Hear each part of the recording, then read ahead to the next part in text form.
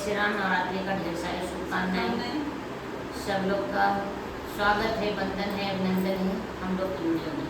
दीदी का ऐसे दीदी वाला गाना मीना भाभी को बहुत ज्यादा पसंद है। गाना कल जाएगा सुबह सुबह। मीना को भी अगर गाना पसंद है तो देख लो प्यार से और कमेंट करो।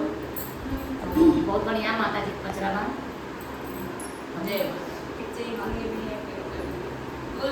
बर है बड़ी